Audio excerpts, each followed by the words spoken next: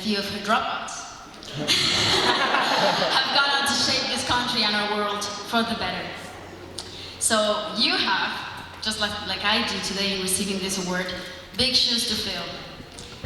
But that's a challenge that I'm sure you will relish, for you're not at Harvard by accident or luck.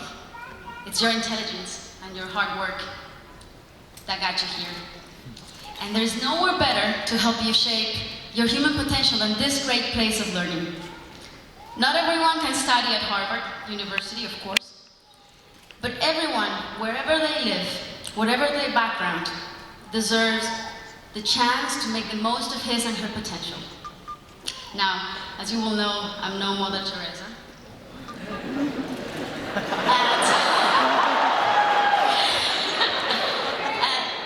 And there are many, many worthy people who dedicate their lives to changing those of children around the world.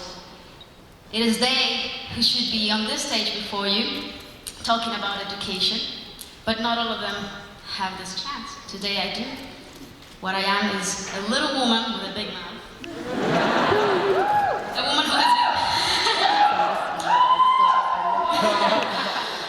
has been blessed with a big platform to lend her voice for those who don't have one.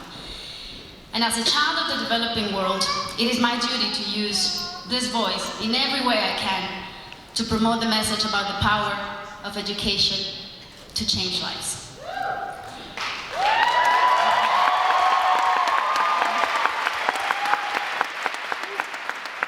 The scandal is that many millions are condemned forever to live a life of poverty and segregation even before they become adults. I saw this all around me when I was growing up in Colombia and in Latin America, which is the most unequal region in the world. I learned that in Latin America, as is the case right across the developing world, that if you're born poor, you will die poor. I remember vividly growing up in my hometown, Barranquilla, and I saw children near my house who were smart and vivacious, with enormous talents, children who probably sang and danced much better than me, but they were living in the streets with nothing, no hope, no future. As a child, seeing all this made me sad, but more importantly, it made me angry.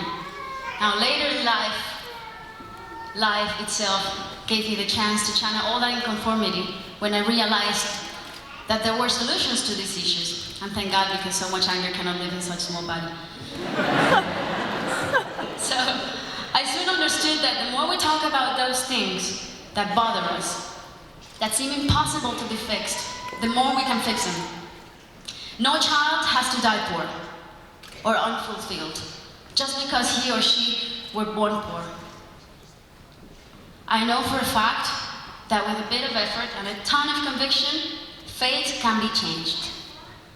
We know that implementing universal education is hard, especially to create political will and to reform culture. But let's be bold. We have the ideas, the intelligence, the human resources. Governments, they have the monies, come on. And the young people, we have the influence. The ball is in our court. If we all want the eradication of poverty, promoting education for all will be the fastest vehicle to take us there. 200 million children live without any access to any primary or secondary education. Now, this can only be a synonym of hunger, resentment, violence, slavery, discrimination, war. Education is the way to guarantee this doesn't happen and to ensure global security and economic development.